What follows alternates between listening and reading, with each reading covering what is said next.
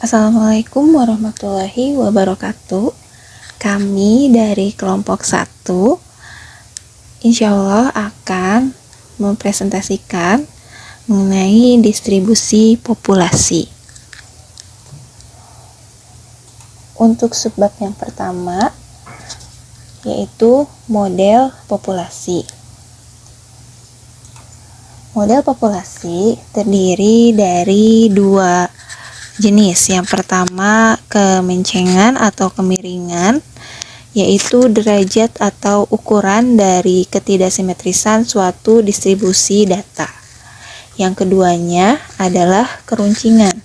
Keruncingan merupakan derajat atau ukuran tinggi rendahnya puncak suatu distribusi data terhadap normalnya data. Oke, yang pertama akan saya jelaskan mengenai kemencengan atau kemiringan. Nah, di samping ini di sebelah kanan, ini adalah rumus dari kemencengan atau kemiringan. P90 ditambah P10 dibagi 2 dikurangi median per rentang persentil 10 dan 90. Nah, untuk kemiringan sendiri ada 3 jenis. Yang pertama, simetris. Untuk simetris ini, pada grafiknya menunjukkan letak nilai rata-rata hitung, median, dan modus itu berhimpit atau berada di satu titik.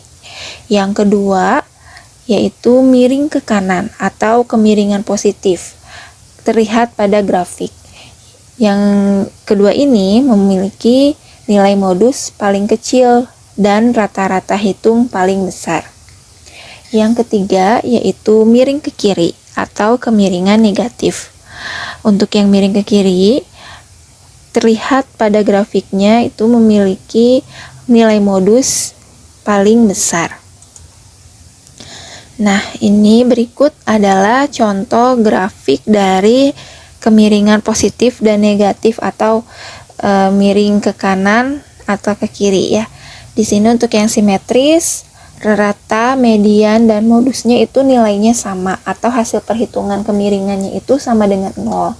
Yang kedua, miring atau condong ke kanan, ini kemiringannya positif jika modusnya lebih kecil dari median dan mediannya lebih kecil dari ratanya. Hasil perhitungan kemiringannya lebih dari 0. Yang ketiga, miring atau condong ke kiri, kemiringan negatif jika rata atau rata-ratanya kurang dari median dan mediannya kurang dari modus, atau juga hasil perhitungan kemiringannya itu kurang dari 0. Contoh soal dari kemencengan atau kemiringan. Di sini ada sebuah tabel data IQ.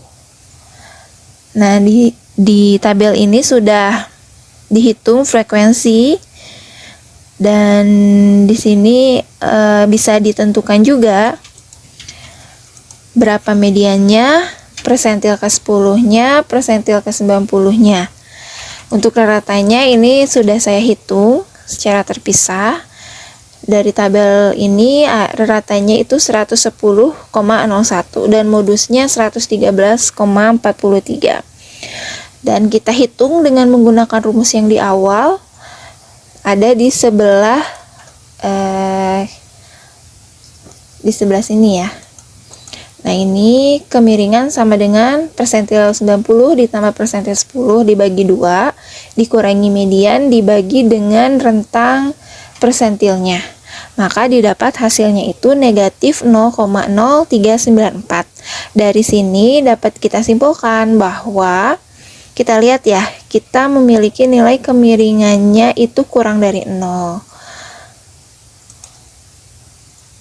Nah, di sini juga bisa kita lihat dari rata, median, dan modus. Ratanya lebih kecil dari median, mediannya lebih kecil dari modus juga.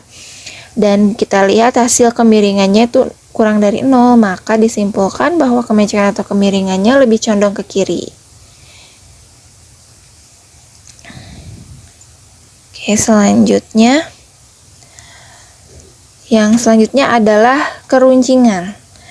Nah, untuk keruncingan ada 3 jenis keruncingan distribusi. Yang pertama ada Leptokurtis, distribusi data yang puncaknya relatif tinggi. Jadi ketika dilihat di grafik, puncak datanya itu terlihat lebih menggunung atau lebih condong ke atas. Yang kedua Mesokurtis, distribusi datanya puncaknya normal. Yang ketiga Platykurtis, distribusi data yang puncaknya terlalu rendah dan terlalu mendatar. Nah, yang di sebelah sini bisa kita lihat ada rumus untuk menghitung koefisien keruncingan suatu data distribusi.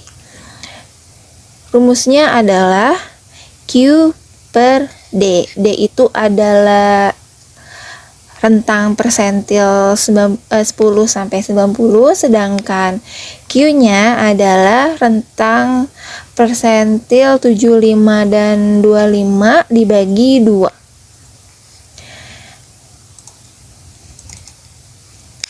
Oke, selanjutnya, nah, bisa kita lihat pada gambar grafiknya bahwa Leptokurtis ini yang paling atas, dia yang paling condong ke atas. Yang keduanya ada Mesokurtis, dia normal-normal saja. Yang ketiganya Platykurtis, dia lebih rendah. Nah, ada ketentuan juga, kita dapat menentukan keruncingan suatu data distribusi jika koefisien hasil perhitungan keruncingannya itu lebih dari 0,263. Dan yang kedua itu Mesokurtis, jika koefisien perhitungan keruncingannya sama dengan 0,263. Yang terakhir Platykurtis, jika koefisien keruncingan yang kita hitungnya itu ternyata hasilnya lebih dari 263.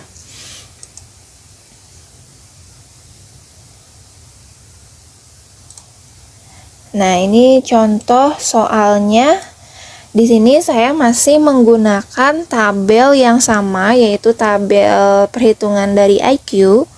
Nah, untuk perhitungannya kita sudah bisa tentukan dulu ya dari data yang sebelumnya, bahwa dari yang tadi yang kemiringan atau kemencengan itu untuk persentil 10-nya 90,83, persentil 90-nya 127,86, dan kita bisa hitung untuk persentil 25 dan 75-nya yaitu 101,08 dan 121,10.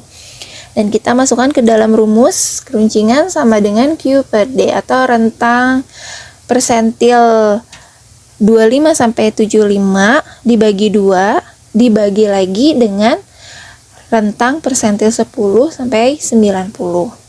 Didapat hasilnya itu 0,2703. 0,2703. Nah, kita bisa lihat bahwa hasilnya ternyata lebih dari 0,263 dari ketentuan yang sebelumnya dijelaskan. Maka kesimpulannya koefisien keruncingannya adalah Leptokurtis. Oke, selanjutnya saya akan jelaskan mengenai kejadian dan peluang kejadian. Untuk yang pertama, kejadian.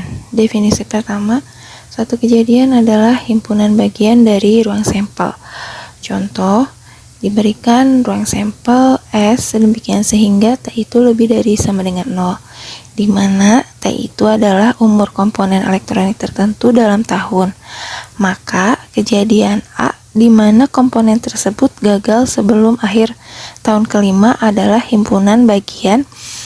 Ini kita bisa tulis sebagai A, di mana T sedemikian sehingga 0 itu kurang dari sama dengan T, T-nya kurang dari 5. Definisi kedua adalah mengenai komplement. Komplement suatu kejadian A terhadap S yang tidak ada di A. Komplement dinotasikan dengan simbol A aksen. Misalkan R adalah kejadian terpilihnya sebuah kartu merah dari tumpukan biasa yang terdiri dari 52 kartu remi, Dan misalkan S adalah seluruh tumpukan kartu, maka R-nya adalah kejadian terambilnya kartu dari deck, bukan kartu merah, melainkan kartu hitam. Definisi ketiga, irisan dua kejadian A dan B dilambangkan dengan simbol A. Irisan B adalah kejadian yang mengandung semua elemen yang sama dengan A dan B. Contohnya, misalkan ada himpunan A 246 dan B 456, maka A irisan B adalah 4 dan 6. Selanjutnya, definisi kelima, gabungan dua kejadian A dan B dilambangkan dengan simbol A gabung B adalah kejadian yang memuat semua anggota A atau B atau keduanya. Contoh, misalkan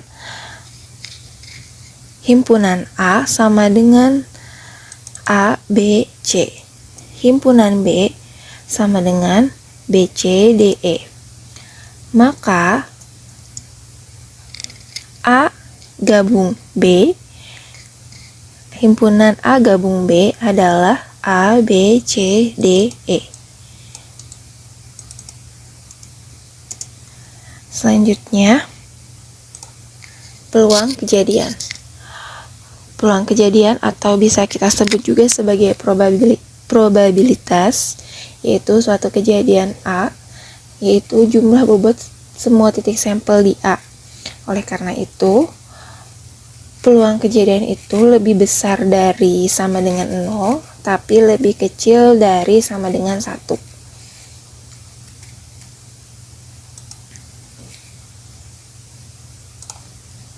Contohnya, sebuah koin dilempar 2 kali. Berapa peluang bahwa setidaknya satu kepala muncul?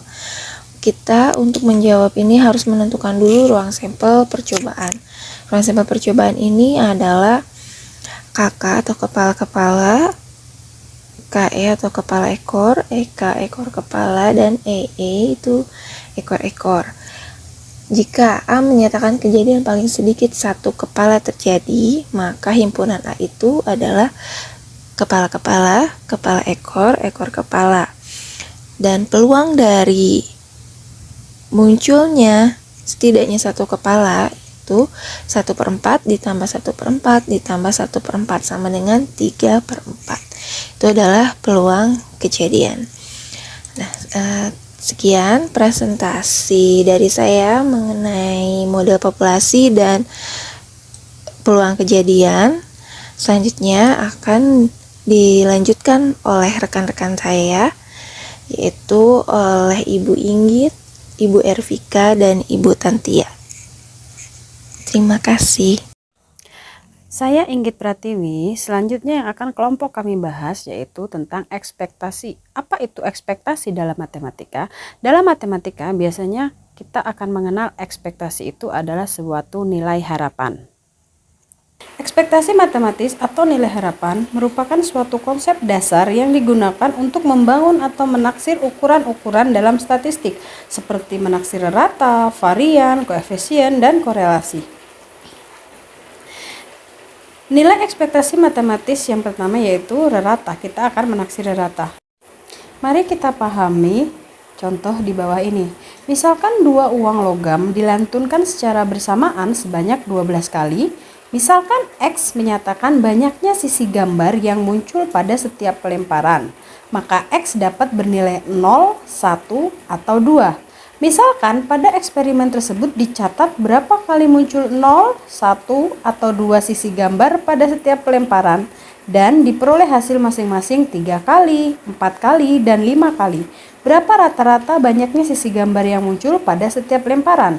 Untuk menyelesaikan permasalahan tersebut, kita bisa menggunakan konsep rata-rata biasa yang setelah kita ketahui, yaitu dengan mengalihkan 0 dengan 3 kali pelemparan, 1 dengan 4 kali pelemparan, dan 2 dengan 5 kali pelemparan, kemudian dibagi total pelemparan sebanyak 12, sehingga diperoleh 1,16. Lalu, apa makna nilai dari 1,16 tersebut? Nilai 1,16 tersebut adalah nilai rataan banyaknya sisi gambar yang muncul. Sedangkan yang diharapkan adalah perhitungan rataan banyaknya sisi gambar yang muncul setiap lantunan dalam jangka panjang. Nah, nilai harapan inilah yang selanjutnya kita kenal sebagai ekspektasi matematis yang selanjutnya dilambangkan dengan EX. Jika X adalah sembarang peubah acak, maka ekspektasi matematika dari peubah acak X biasanya dinotasikan dengan E besar X atau mu.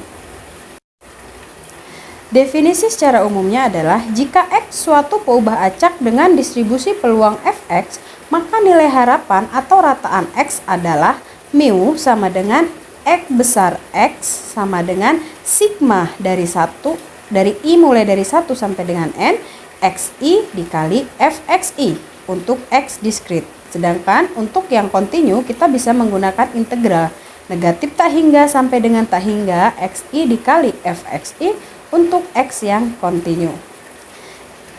Dapat disimpulkan bahwa ekspektasi adalah suatu nilai harapan terhadap distribusi data tertentu yang diharapkan dapat memberikan gambaran distribusi data tersebut, dan ekspektasi dihitung disesuaikan dengan jenis datanya, untuk data diskrit maupun untuk data yang kontinu. Contoh kali ini yaitu contoh kasus diskrit terlebih dahulu. Dalam suatu permainan, seorang mendapat 5.000 bila dalam lantunan 3 uang logam muncul semua muka atau semua belakang, dan membayar 3.000 bila muncul muka 1 atau 2. Berapakah harapan kemenangannya? Untuk menyelesaikan permasalahan tersebut, pertama kita tentukan ruang sampel. Misalkan T menyatakan ruang sampel, yaitu T mulai dari muka sampai dengan belakang. Perhatikan bahwa tiap titik sampel berpeluang sama dan masing-masing terjadi dengan peluang 1/8. Sekarang misalkan peubah acak X menyatakan besarnya kemenangan, maka kemungkinan nilai X ialah 5.000 bila kejadian yang muncul adalah E1, yaitu muka atau belakang. Dan bernilai negatif 3.000 bila kejadian yang muncul adalah E2, yaitu muka belakang dan seterusnya sampai belakang muka. Karena E1 dan E2 terjadi masing-masing dengan peluang 1/4 dan 3/4, maka mu sama dengan ekspektasi X dapat dihitung dengan 5.000 dikali 1/4 ditambah negatif 3.000 dikali 3/4 sehingga diperoleh hasilnya adalah negatif 1.000. Selanjutnya untuk contoh soal kontinu. Misalkan X peubah acak yang menyatakan umur sejenis bola lampu dalam jam di mana fungsi kepadatan peluang dari X diberikan oleh Fx sama dengan 20.000 per X pangkat 3 untuk X lebih dari 100 dan 0 untuk X lainnya. Pertanyaannya, hitunglah harapan umur jenis bola lampu di atas. Penyelesaiannya dengan menggunakan definisi nilai harapan untuk peubah acak kontinu diperoleh hasil sebagai berikut. EX, ekspektasi dari X, sama dengan integral dari 100 sampai dengan tak hingga Fx dx. Dengan mengganti Fx-nya dengan 20.000 per X pangkat 3 dan menggunakan perhitungan integral sehingga diperoleh 200. Jadi, jenis bola lampu tersebut secara rata-rata dapat diharapkan berumur 200 jam. Selanjutnya ada teorema. Misalkan X suatu peubah acak dengan distribusi peluang Fx, rataan atau nilai harapan peubah acak Gx yang bergantung pada X adalah rumusnya seperti berikut. Mu Gx sama dengan ekspektasi dari Gx sama dengan sigma dari 1 sampai dengan N Gx dikali Fx untuk X yang diskrit dan integral negatif tak hingga sampai tak hingga Gx kali Fx dx untuk X yang kontinu. Selanjutnya ada definisi, misalkan X dan Y adalah variabel acak dengan distribusi probabilitas gabungan Fxy, rata-rata atau nilai yang akan diperkirakan dari variabel acak Gxy adalah sebagai berikut, seperti yang tertera di bawah. Untuk sigma itu kasus yang X dan Y-nya diskrit, dan untuk integral itu untuk X dan Y-nya kontinu. Secara perhitungannya konsepnya sama. Kemudian ekspektasi yang kedua yaitu ekspektasi matematis dari varians.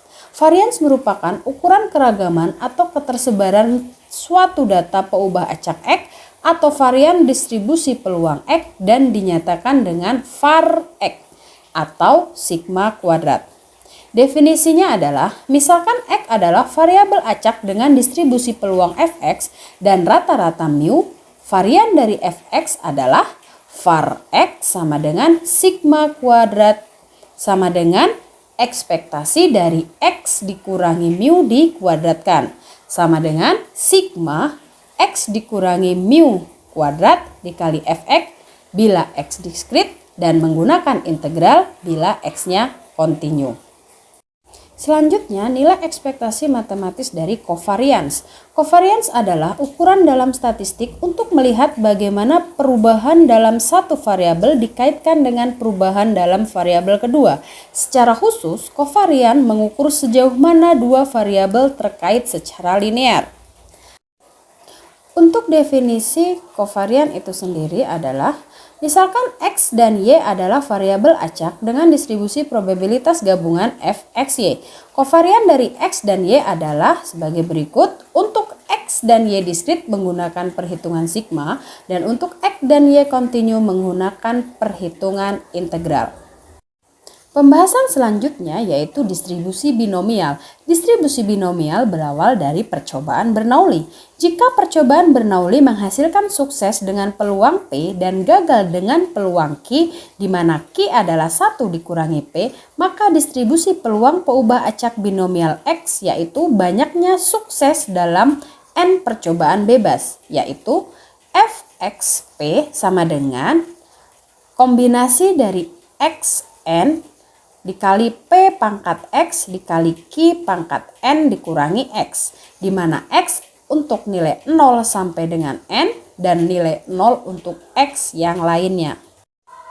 Untuk menghitung peluang suatu peubah acak yang berdistribusi binomial, para ahli telah membuat suatu tabel dari distribusi binomial baik yang individual maupun yang kumulatif untuk berbagai nilai N, P, dan X. Contoh dari distribusi binomial, peluang untuk sembuh seorang penderita penyakit darah sangat jarang, yaitu 0,4. Bila diketahui ada 15 orang yang telah mengidap penyakit tersebut, berapakah peluangnya paling sedikit 10 orang sembuh?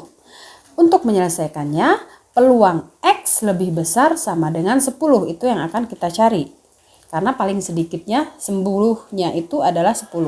Sama dengan berarti bisa kita gunakan 1 dikurangi peluang X kurang dari 10. Sehingga dengan menggunakan rumus distribusi binomial sama dengan 1 dikurangi sigma dari 0 sampai 9. Nah, untuk perhitungan sigma dari 0 sampai 9 distribusi binomial, ini bisa menggunakan manual dihitung ataupun bisa dengan menggunakan tabel distribusi binomial. Jika kita menggunakan tabel maupun manual diperoleh angka sebesar yaitu 0,9662 sehingga 1 dikurangi 0,9662 sama dengan 0,0338. Itulah hasil dari peluang paling sedikit 10 orang akan sembuh. Pembahasan selanjutnya akan disampaikan oleh rekan saya. Terima kasih. Assalamualaikum warahmatullahi wabarakatuh. Perkenalkan, nama saya Ervika Ratna Yulia. Distribusi peluang dengan peubah acak diskrit yang selanjutnya yaitu distribusi multinomial. Definisi, bila suatu usaha tertentu dapat menghasilkan K macam hasil, E1, E2, dan seterusnya sampai dengan EK, dengan peluang P1, P2, dan seterusnya sampai dengan PK, maka distribusi peluang peubah acak X1, X2, dan seterusnya sampai dengan XK yang menyatakan banyak terjadinya E1, E2, dan seterusnya sampai dengan EK dalam N usaha bebas ialah sebagaimana yang ditampilkan di bawah ini. Selanjutnya untuk contoh soal dari distribusi multinomial, bila 2 dadu dilempar 6 kali, berapakah peluang mendapat jumlah 7 atau 11 muncul 2 kali, sepasang bilangan yang sama 1 kali, dan kombinasi lainnya 3 kali. Penyelesaian, misalkan E1 menyatakan jumlah 7 atau 11 muncul, E2 menyatakan pasangan bilangan yang sama muncul, dan E3 menyatakan baik pasangan yang sama maupun jumlah 7 atau 11 tidak muncul. Peluang masing-masing kejadian di atas ialah P1 P1 sama dengan 2/9, P2 sama dengan 1/6, dan P3 sama dengan 11/18. Nilai ini tidak berubah selama ke-6 usaha dilakukan. Dengan menggunakan distribusi multinomial dengan N sama dengan 6, X1 sama dengan 2, X2 sama dengan 1, dan X3 sama dengan 3, maka setelah dilakukan proses penghitungan diperoleh peluang yang ditanyakan yaitu 0,1127030094. Jadi, apabila dadu dilempar 6 kali, peluang mendapat jumlah 7 atau 11 muncul 2 kali, sepasang bilangan yang sama 1 kali, dan kombinasi lainnya 3 kali, yaitu 0,1127030094 atau sekitar 11,27030094%. Selanjutnya ada distribusi hipergeometrik. Definisi, distribusi peluang peubah acak hipergeometrik X yaitu banyaknya sukses dalam sampel acak ukuran N yang diambil dari N benda yang mengandung K bernama sukses dan N-K bernama gagal ialah sebagaimana yang ditampilkan di bawah ini. Contoh soal untuk distribusi hipergeometrik yaitu pada sebuah kontes mencari bakat, peserta yang hadir ada 100 dan diantaranya ada 12 wanita, sisanya adalah laki-laki. Jika diambil 10 orang secara acak, berapa peluang terpilihnya 3 orang wanita? Penyelesaian, diketahui N sama dengan 100, N kecil sama dengan 10, K sama dengan 12, dan X sama dengan 3. Setelah dilakukan penghitungan menggunakan rumus distribusi hipergeometrik, didapatkan hasil yaitu 0,0012. Jadi, peluang terpilihnya 3 orang wanita yaitu 0,0012 atau sekitar 0,12%. Selanjutnya, distribusi Poisson. Definisi, distribusi peluang peubah acak Poisson X yang menyatakan banyaknya sukses yang terjadi dalam suatu selang waktu atau daerah tertentu diberikan oleh Fx sama dengan E pangkat negatif lambda dikali lambda pangkat X per X faktorial, di mana X-nya sama dengan 0, 1, 2, dan seterusnya. Di mana lambda menyatakan rata-rata banyaknya sukses yang terjadi per satuan waktu atau daerah tersebut dan E sama dengan 2,71823. Contoh soal untuk distribusi Poisson yaitu rata-rata banyaknya partikel radioaktif yang melewati suatu penghitung selama 1 milidetik dalam suatu percobaan di laboratorium adalah 4. Berapakah peluang 6 partikel melewati penghitung itu dalam 1 milidetik tertentu? Penyelesaian dengan menggunakan distribusi Poisson untuk X sama dengan 6 dan lambda sama dengan 4 dari tabel distribusi Poisson diperoleh. Setelah dilakukan penghitungan menggunakan rumus distribusi Poisson didapat hasil yaitu 0,1042. Jadi, peluang 6 partikel melewati penghitung dalam 1 milidetik tertentu adalah sekitar 0,1042 atau sekitar 10,42%. Materi selanjutnya akan dipaparkan oleh Ibu Tantia Wulansari. Assalamualaikum warahmatullahi wabarakatuh. Perkenalkan, nama saya Tantia Wulansari dengan NIM 22806005, mata kuliah Statistika Terapan. Saya akan menjelaskan tentang distribusi peluang dengan variabel acak kontinu. Sebelumnya, saya dari kelompok 1 akan melanjutkan materi dari yang sebelumnya. Yang pertama ada distribusi normal. Distribusi normal juga dikenal sebagai distribusi Gauss atau distribusi bell-shaped. Adalah salah satu distribusi peluang yang penting dalam statistika. Distribusi ini memiliki bentuk simetris dengan merah rata dan standar deviasi yang dapat digunakan untuk menggambarkan data numerik.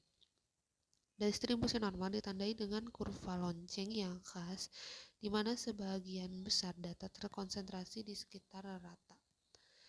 Berikut adalah syarat variabel acak X yang harus diubah menjadi Z melalui transformasi berikut. Di sini ada Z yang merupakan variabel normal standar, X yaitu nilai variabel acak, dan nilai lainnya ada simpangan baku dan nilai rata-rata. Selanjutnya, fungsi kepadatan probabilitas adalah fungsi matematis yang digunakan untuk menggambarkan distribusi normal. Fungsi ini dinyatakan sebagai persamaan matematis sebagai berikut. Di sini adalah fungsi kontinu atau fungsi kepadatan peluang.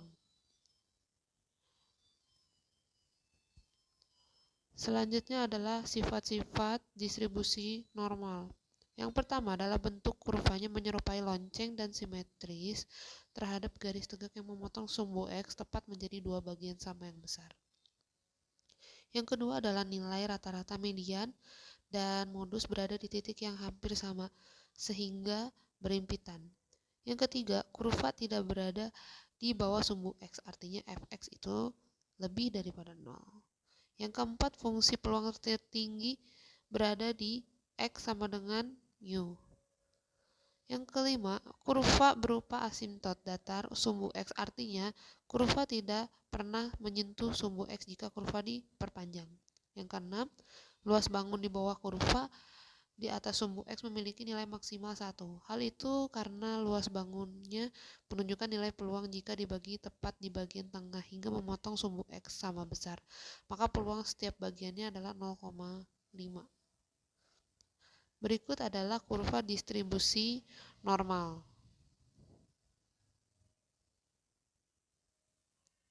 Selanjutnya, contoh penggunaan dari distribusi normal. Nilai rata-rata ujian sekelompok siswa adalah 75 dengan simpangan baku 12. Jika datanya dianggap distribusi normal, tentukan peluang terpilihnya siswa dengan nilai kurang dari 83. Berikut ini diketahui dari nilai-nilainya. Kemudian jawabannya itu adalah mula-mula atau pertama ya, tentukan variabel normal standarnya dengan rumus berikut. Maka dari nilai Z itu menghasilkan nilai 0,67. Setelah menemukan nilai Z, kamu bisa mensubstitusikan pada persamaan berikut. Tapi apabila kita tidak ingin mempersulit diri untuk mencari persamaannya melalui fungsi berikut yang kita sebut dengan fungsi probabilitas, maka kita bisa menentukan nilai fungsinya berdasarkan tabel yang sudah ada, yaitu tabel distribusi normal di sebelah kanan ya. Di sini adalah tabel distribusi normal Z. Nah, tabel sebelumnya merupakan nilai peluang antara 0 sampai ke kanan skor Z. Pada kurva distribusi normal, dari hasil perhitungan nilai Z itu kurang dari 0,67 kan. Nah, nilai 0,67 bisa diuraikan menjadi 0,6 ditambah 0,07. Cobalah untuk mencari kolom skor Z yang nilainya 0,6 dan baris skor Z-nya dengan nilai 0,07. Ingat, kolom bagian vertikal dan baris bagian horizontal itu mendatar. Sel pertemuan antara 0,6 dan 0,07 itulah hasilnya. Berikut di sini saya sudah tandai nilai dari yang sudah dijelaskan. Di sini nilai yang saya tandai itu adalah 0,2486.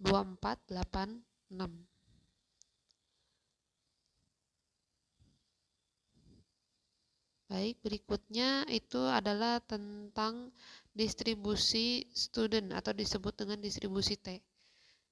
Misalkan Z itu adalah peubah acak normal baku dan V adalah peubah acak dari chi-square. Untuk chi-square nanti akan dijelaskan di subjudul selanjutnya. Dengan derajat bebas V. Nah, untuk derajat kebebasan pun nanti akan dijelaskan. Bila Z dan V adalah peubah acak yang independen. Ya. Kalau di sini belum jelas, kita coba ke slide selanjutnya. maka distribusi dari T yang disebut dengan distribusi T itu sama dengan Z per V. V di sini itu adalah varians, ya, dan diberikan oleh rumus fungsi HT. Nah, untuk memperjelasnya kita lanjut ke slide selanjutnya. Di sini ada contoh gambar, salah satu gambar distribusi T, ya, kurva distribusi T. Tidak jauh berbeda dengan distribusi normal. Nah, namun apa yang membedakan antara distribusi T dengan distribusi normal?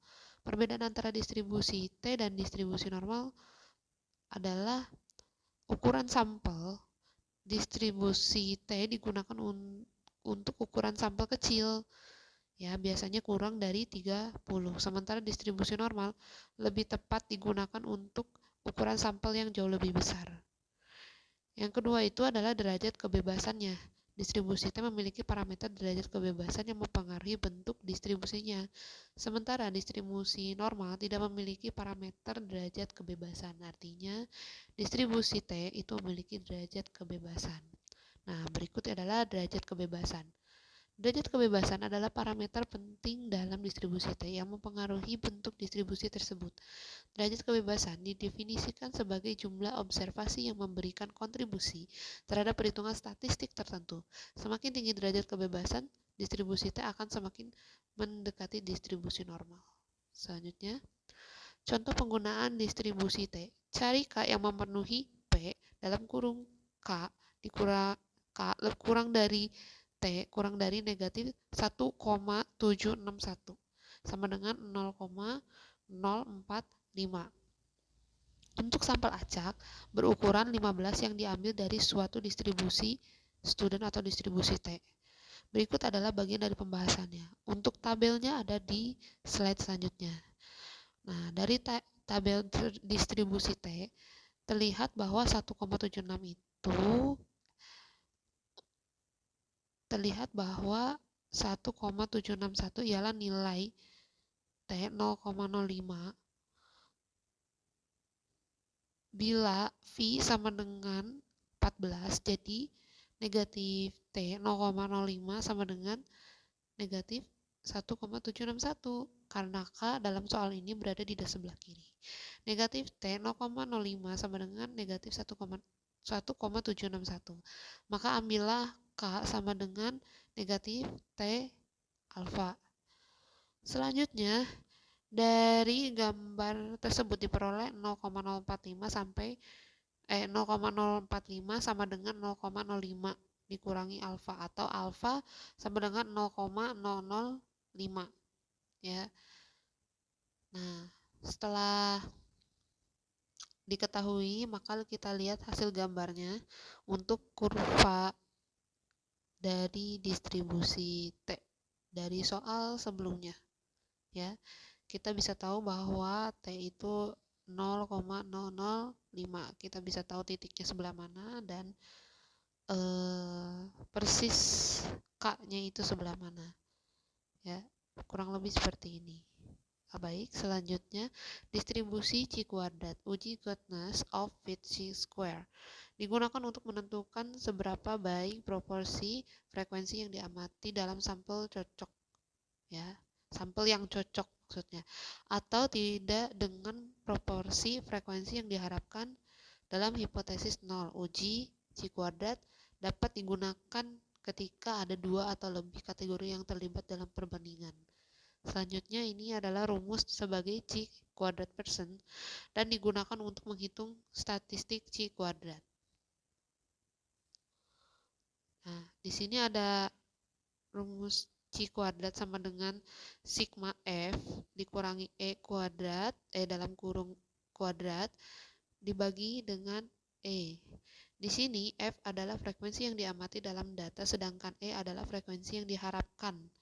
Jadi di sini kita mencari frekuensi harapan. Dalam hipotesisnya ada rumus 2 yang digunakan pada frekuensi yang diharapkan E pada setiap kategori, yaitu di mana P adalah proporsi kategori terkait dengan kategori lainnya, dan N adalah jumlah total sampel untuk semua kategori dengan rumus ketiga yang digunakan untuk menghitung derajat kebebasan uji chi-square, yaitu di mana C adalah jumlah kategori. Nah, di sini bentuk distribusi chi kuadrat cenderung condong ke kanan ya. Ini adalah salah satu kurvanya. Selanjutnya, hubungan dengan varians populasi dan uji hipotesis. Distribusi chi kuadrat terkait erat dengan varians populasi dan uji hipotesis tentang varians. Hubungan ini muncul melalui distribusi chi kuadrat sebagai statistik uji dalam uji hipotesis terkait varians ketika memperoleh sampel acak dari suatu populasi. Selanjutnya, contoh penggunaan dari distribusi chi kuadrat. Ya, di sini kita bisa ketahui bahwa ada perbedaan signifikan terhadap makanan ayam di antara mahasiswa. Perbandingan yang dilakukan itu merupakan jenis makanan ayam yang ditawarkan. Ada ayam sandwich, ayam goreng, ayam nugget, dan ayam taco. Sampel untuk penelitian ini sebanyak 100 mahasiswa. Data pada tabel preferensi makanan yang akan diamati itu adalah 100 partisipan yang mengunjungi restoran cepat saji. Selanjutnya, berikut di sini adalah tabel sampel dari distribusi chi kuadrat ya. Ayam sandwich ada 10, ayam goreng 25, ayam nugget 18, dan ayam taco 7. Tujuan kita adalah menentukan perbedaan preferensi yang signifikan. Di sini hipotesis 0 dapat ditulis dengan HO. Tidak ada perbedaan preferensi terhadap salah satu jenis makanan ayam yang dibandingkan lain. Sedangkan hipotesis penelitian dapat ditulis dengan HA, yang diantara lain populasi mahasiswa setidaknya satu jenis makanan ayam lebih disukai daripada ayam yang lain.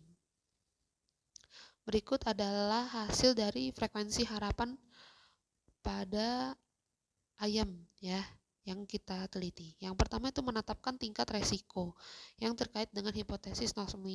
Misalnya dalam contoh ini tingkat risiko alfa ditetapkan sebagai 0,05. Yang kedua, menyusun tabel harapan seperti tabel tersebut. Berdasarkan hipotesis 0, karena kita berasumsi bahwa kategori memiliki proporsi yang sama, maka frekuensi harapan untuk setiap kategori itu adalah 25% dari total sampel 100 mahasiswa untuk setiap jenis makanan ayam. Di sini F adalah frekuensi yang diamati, E adalah frekuensi yang diharapkan, dan sigma-nya adalah tanda sigma yang menunjukkan penjumlahan atau total. Pada rumus ini digunakan untuk menghitung perbedaan antara frekuensi yang diamati dan diharapkan, dapat mengkuadratkannya kemudian dibagi dengan frekuensi yang diharapkan. Berikut adalah menghitung frekuensi harapan dengan total frekuensi 60 siswa serta mencari asumsi pada hasil berikut ini. Dan di sini pun ada menghitung statistik uji chi kuadrat. Untuk itu, kita dapat menghitung jumlah chi kuadrat berdasarkan rumus berikut ini. Maka chi kuadrat yang kita ketahui itu ada 13,21.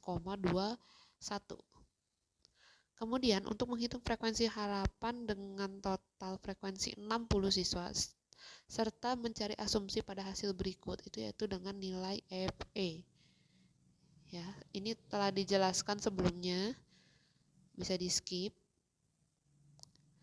Uji chi-square dan penentuan nilai kritis itu untuk menguji hipotesis. Dalam contoh ini Anda dapat memiliki 4 kategori. Ya. Yang berarti derajat kebebasan akan sama dengan C dikurangi 1 sama dengan 4 kurang 1 yang menghasilkan nilai 3. Untuk menemukan nilai kritis, Anda perlu merujuk ke tabel chi-square untuk derajat kebebasan yang spesifik. Dalam hal ini dengan 3 derajat kebebasan, Anda dapat menemukan nilai kritis pada tingkat alfa sebesar 0,1. Nilai kritis mewakili nilai statistik uji di luar nilai tersebut, di mana Anda akan menolak hipotesis 0. Dalam kasus ini, jika statistik chi-square yang dihitung lebih besar dari atau sama dengan nilai kritis sebesar 0,1, Anda akan menolak hipotesis 0. Mari kita klarifikasi dengan mengasumsikan. Yang pertama, jika nilai yang diperoleh C kuadrat adalah 1,21 lebih besar dari nilai kritis 0,1, maka kita akan menolak hipotesis 0. Jika nilai yang diperoleh lebih kecil, maka atau sama dengan nilai kritis, maka kita akan menolak hipotesis 0. Namun jika kita menggunakan nilai kritis yang benar untuk alfa sama dengan 0,01, yaitu 11,4, maka jika nilai yang diperoleh C kuadrat 1,21 lebih kecil dari nilai kritis, maka tidak menolak hipotesis 0. Jika nilai yang diperoleh lebih besar atau sama, maka nilai kritis kita akan menolak hipotesis 0. Nah, kembali pada contoh yang diberikan dengan C kuadrat 1,21 dan nilai kritis alfa 0,01 sebesar 11,4. Karena nilai yang diperoleh jauh lebih rendah dari nilai kritis, maka tidak cukup bukti untuk menolak hipotesis 0, namun perlu diingatkan bahwa ini didasarkan pada asumsi yang dibuat terkait nilai kritis. Interpretasi dari hasil tersebut menunjukkan bahwa terbukti cukup untuk menolak hipotesis 0 yang mengindikasikan adanya perbedaan yang signifikan dalam pilihan makanan mahasiswa perguruan tinggi, sehingga dengan ayam secara khusus, data menunjukkan bahwa sebagian besar mahasiswa lebih memilih opsi ayam goreng, sementara hanya sedikit dari mereka yang memilih opsi ayam taco. Penelitian ini mencatat jumlah mahasiswa yang memilih masing-masing jenis hidangan ayam. Data yang dapat disajikan dalam bentuk tabel yaitu grafik batang. Data bisa disajikan dalam bentuk tabel atau grafik batang. Penelitian ini bertujuan untuk menentukan apakah terdapat preferensi signifikan terdapat jenis hidangan ayam tertentu. Uji Chi-square goodness of fit digunakan untuk menganalisis data tersebut. Tingkat signifikasi alfa ditetapkan pada 0,01 dengan nilai P kurang dari 0,01. Uji tersebut menghasilkan statistik Chi-square yang signifikan atau C kuadrat dengan derajat kebebasan DF sebesar 3. Hasilnya menunjukkan bahwa proporsi yang lebih besar dari mahasiswa 13,21 lebih memilih ayam goreng tepung, ayam goreng. Sedangkan hanya sedikit mahasiswa yang memilih ayam taco. Selanjutnya ini adalah distribusi Fisher atau disebut dengan distribusi F, juga dikenal sebagai distribusi Fisher ya. Distribusi peluang yang digunakan dalam statistika untuk membandingkan varian 2 atau lebih kelompok. Distribusi ini simetris, memiliki ekor yang panjang. Distribusi F ditentukan oleh dua parameter derajat kebebasan. Derajat kebebasan pada pembilang numerator degrees of freedom dan derajat kebebasan yang disebut dengan penyebut denominator degrees of freedom. Untuk grafiknya atau kurvanya itu berbentuk ekor yang panjang, sama seperti distribusi pada C kuadrat. Ya. Hanya saja untuk distribusi F atau Fisher memiliki gelombang yang condong ke arah kiri. Oke, selanjutnya di sini ada salah satu yang termasuk distribusi Fisher, yaitu ANOVA, analisis variansi berulang, ya. Adalah metode statistik yang menguji perbedaan rata-rata populasi antara tingkat-tingkat variabel bebas. Dalam analisis ini terdapat satu rasio F yang dihasilkan, yang menguji perbedaan rata-rata populasi di antara tingkat variabel bebas. Oleh karena itu, hanya ada satu hipotesis 0 yang diajukan, yaitu H0, mu1 sama dengan mu2, sama dengan mu3, dan sama dengan mu K. Hipotesis alternatifnya adalah setidaknya dua rata-rata kelompok berasal dari populasi yang berbeda. H1 sama dengan hipotesis 0 atau salah. Berikut adalah one way ANOVA yang digunakan untuk membandingkan rata-rata antara 3 atau lebih kelompok. Contoh penggunaan dari one way ANOVA. Misalkan dua eksperimen dibandingkan, satu menggunakan desain kelompok independen, yang lainnya menggunakan desain mengulang. Selanjutnya kita alokasikan beberapa unit variasi ke setiap komponen rasio F. Efek perlakuannya itu adalah 200 unit. Perbedaan individualnya adalah 300 unit dan kesalahan eksperimentalnya itu adalah 50 unit. Berikut adalah perhitungan dari rasio F untuk desain kelompok independen, di mana F itu sama dengan 157. Kemudian rasio F itu didesain secara berulang ya, berulang dan mengulang, maka menghasilkan nilai F sama dengan 500. Kemudian selanjutnya itu ada two-way ANOVA, digunakan untuk membandingkan rata-rata antara dua faktor yang mempengaruhi kelompok. Contoh penggunaannya itu dua arah. Seorang peneliti ingin mengetahui bagaimana pengaruh usia untuk suatu metode diet untuk penurunan berat badan. Penelitian ini dilakukan 4 metode diet, yaitu 1, 2, 3, dan 4. Dalam penelitian tersebut menggunakan 3 kelompok usia, yaitu dari 20 tahun, lebih dari 20 tahun, antara 20 tahun sampai 40 tahun, 20 sampai 40 tahun, dan dari 40 tahun atau kurang dari 40 tahun. Selanjutnya penelitian disusun berdasarkan desain rancangan acak kelompok rata-rata penurunan berat badan. Setelah dilakukan riset, berikut adalah data sampel untuk menghitung two-way ANOVA. Untuk mengetahui apakah perbedaan signifikan antara perlakuan yang diuji ANOVA dua arah sebelum bentuk hipotesis yang akan diujikan terlebih dahulu. Hipotesis untuk faktor rentan usia. Berikut adalah rentan usia yang kita gunakan untuk hipotesis.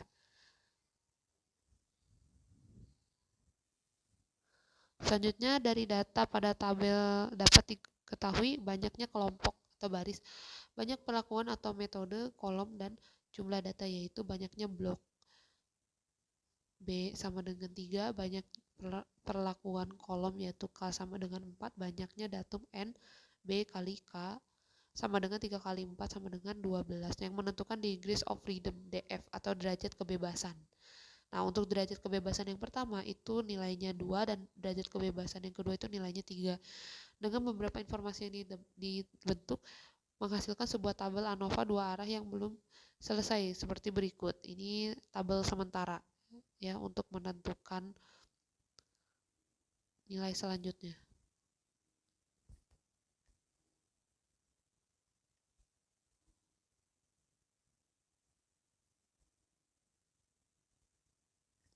Lanjut, untuk nilai JK dan KT yang sudah ada pada tabel sebelumnya, dan F hitung adalah tabel ANOVA dua arah di atas sebelum diketahuinya karena belum dilakukan perhitungan untuk nilai-nilai tersebut.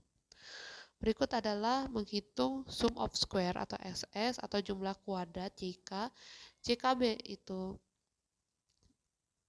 untuk blok JKB, perlakuan JKK, dan galat itu untuk JKG.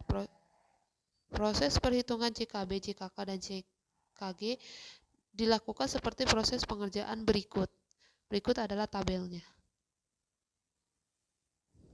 Selanjutnya, nilai JKB, JKK, JKT, dan JKG dapat dihitung dengan cara substitusi nilai-nilai sesuai dengan rumusnya. Yang pertama itu menghitung jumlah kuadrat baris, yang kedua adalah menghitung jumlah kuadrat kolom, yang ketiga menghitung jumlah kuadrat total, dan yang keempat adalah menghitung jumlah kuadrat galat sebagai berikut. Maka menghasilkan nilai galat itu 25,833. Nah, ini dari hasil perhitungannya. Baris dan kolom. Selanjutnya, berikut adalah contoh dari tabelnya. Distribusi two-way ANOVA. Nah, dari selanjutnya ini adalah nilai ketiga kuadrat tengah tersebut untuk digunakan sebagai nilai F hitung dalam tabel ANOVA dua arah seperti berikut. Pada hasil uji ANOVA di atas, diperoleh nilai F hitung untuk faktor kelompok usia. F hitung itu nilainya 0,0193, nilai F hitung untuk faktor metode diet adalah F hitung metode 0,749. Nilai kritisnya F dalam kurung alfa sama dengan 0,05, 2, dan 6. dapat dilihat melalui tabel distribusi F yang mencantumkan nilai F tabel sama dengan 5,14. Nilai kritisnya itu F alfa sama dengan 0,0536. Dapat dilihat melalui tabel distribusi F yang mencantumkan nilai F tabel sama dengan 4,76 seperti sebelumnya. Nah, berikut ini salah satu nilai kritis pada F tabel yang dimaksud.